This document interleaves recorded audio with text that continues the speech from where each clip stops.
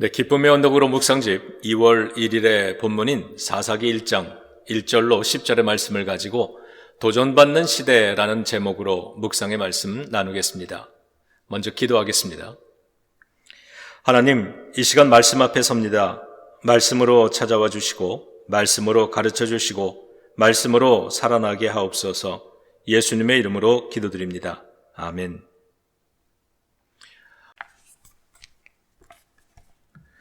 여호수아가 죽은 후에 이스라엘 자손이 여호와께 여쭈어 이르되 우리 가운데 누가 먼저 올라가서 가나안 족속과 싸우리이까? 여호와께서 이르시되 유다가 올라갈지니라. 보라, 내가 이 땅을 그의 손에 넘겨 주었노라 하시니라.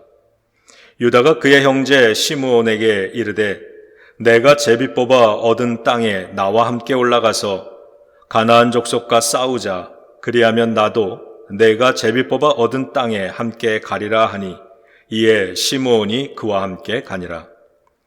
유다가 올라가매 여호와께서 가나안 족속과 브리스 족속을 그들의 손에 넘겨주시니 그들이 베색에서 10,000명을 죽이고 또 베색에서 아도니 베색을 만나 그와 싸워서 가나안 족속과 브리스 족속을 죽이니 아도니 베색이 도망하는지라. 그를 쫓아가서 잡아 그의 엄지 손가락과 엄지 발가락을 자르매 아도니 베색이 이르되 옛적에 70명의 왕들이 그들의 엄지 손가락과 엄지 발가락이 잘리고 내 상 아래에서 먹을 것을 줍더니 하나님이 내가 행한 대로 내게 갚으심이로다 하니라.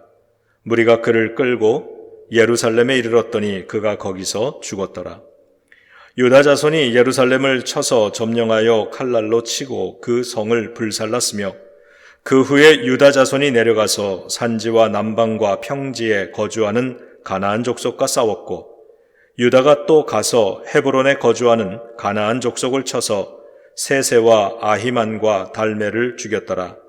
헤브론의 본 이름은 기랏 아르바였더라. 아멘. 이번 한 달 동안 사사시대를 배경으로 하고 있는 두 권의 책인 사사기와 룻기를 읽으면서 우리는 어떤 성도와 교회가 될 것인가를 결심해보는 은혜의 시간이 되시기를 축복합니다. 오늘의 본문은 교회인 우리가 이 시대를 살아가면서 지켜내야 하는 믿음의 교훈을 보여줍니다. 세 가지를 살펴보겠습니다.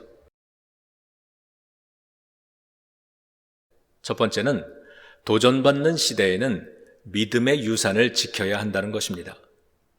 사사기는 여호수아가 죽은 후에라는 말로 시작됩니다. 여호수아서는 모세가 죽은 뒤에라는 말로 시작했는데 사사기는 여호수아가 죽은 후에라는 말로 시작되고 있습니다. 모세와 여호수아라는 위대한 두 지도자에게 주어진 사명이 있었고 그 사명을 완수할 때마다 새 시대의 역사가 열렸던 것입니다. 성경을 읽어보면 인생을 다 바쳐 방주를 만들었던 노아 이후로 모든 믿음의 후손들은 구원의 역사를 열어가는 사명을 믿음의 유산으로 물려받고 있음을 알 수 있습니다. 그리고 오늘 우리는 그 유산의 끝에 서 있습니다. 그러므로 우리는 새 시대를 열어서 다음 세대에게 유산을 물려주어야 하는 사명을 가진 사람들인 것이지요. 우리도 모세와 여호수아처럼 새로운 역사의 다음 장을 열어가야 합니다. 그러므로 우리도 모세와 여호수아와 같은 믿음으로 이 시대를 살아가는 교회가 되어야겠습니다.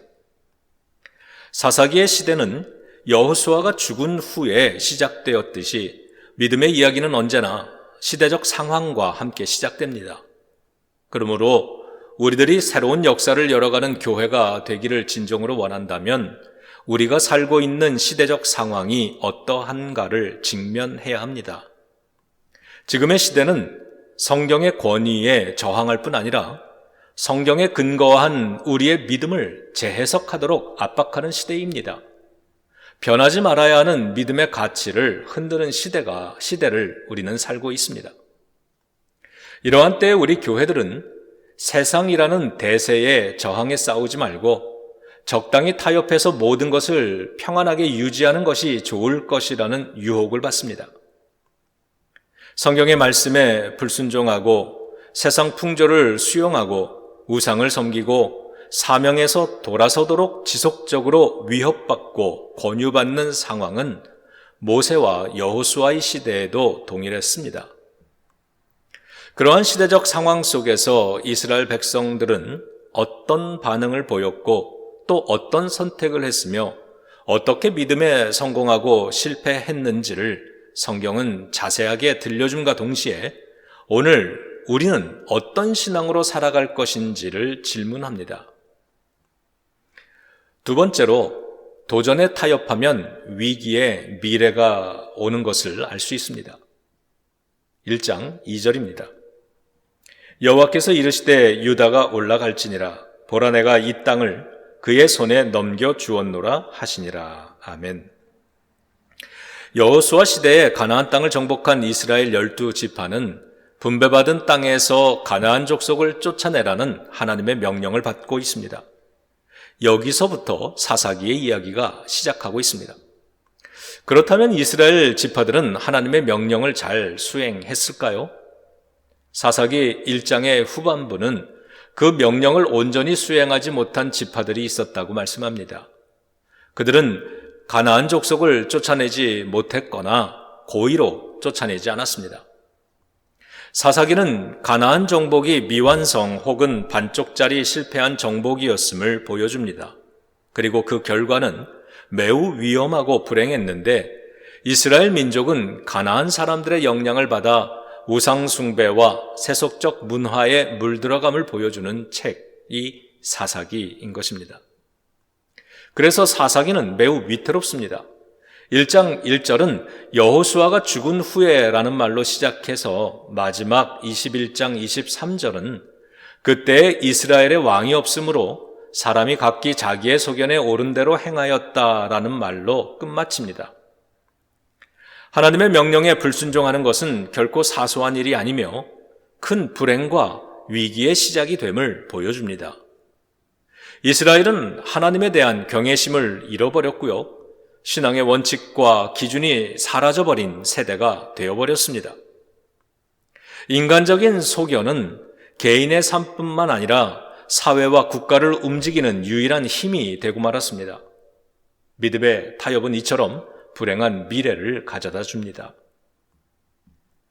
세 번째는 도전에 맞설 때 하나님은 승리를 넘겨주신다는 것을 알려줍니다. 자, 1장 4절입니다. 유다가 올라가매 여호와께서 가나안 족속과 브리스 족속을 그들의 손에 넘겨주시니. 하나님은 유다 지파의 손에 승리를 넘겨주셨다고 성경이 기록합니다. 이렇게 4절에서 시작된 승리의 이야기는 19절까지 계속 이어집니다.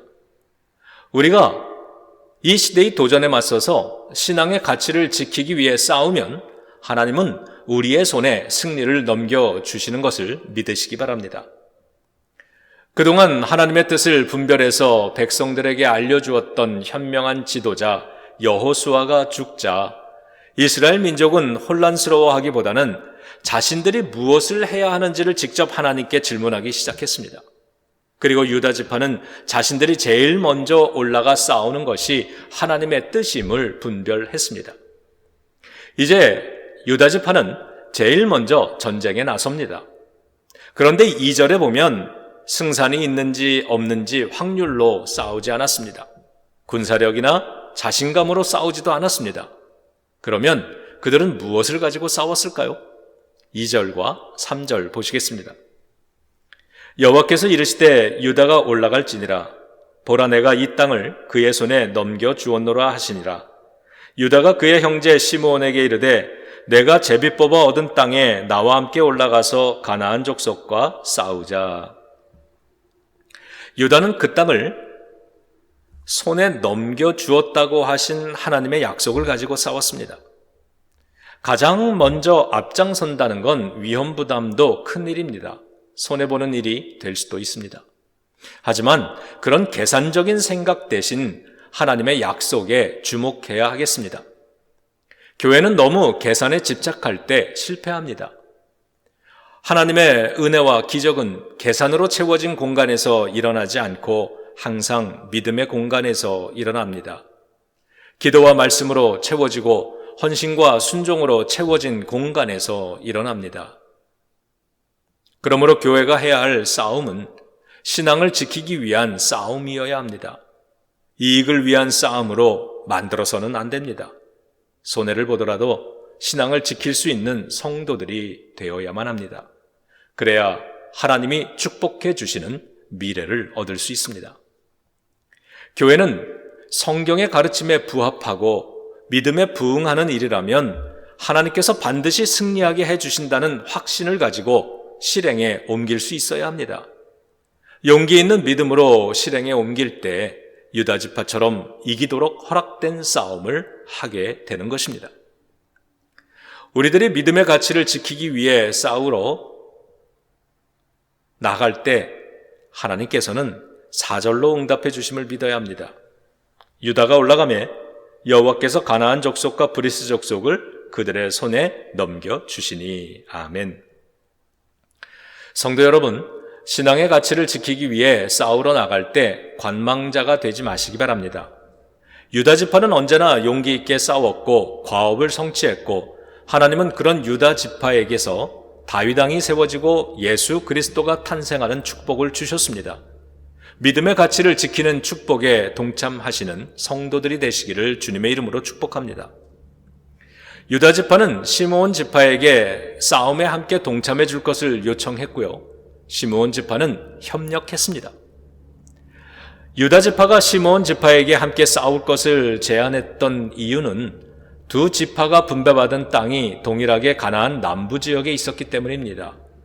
그리고 유다와 시므온 지파는 힘을 합하여 차례대로 승리하게 됩니다.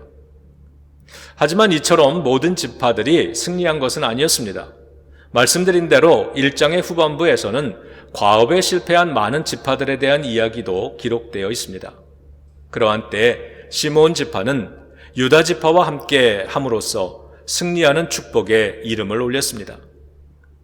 하나님께서는 우리들을 한 교회에 불러 모아주셨기 때문에 우리는 사명을 함께 감당하도록 협력해야 합니다.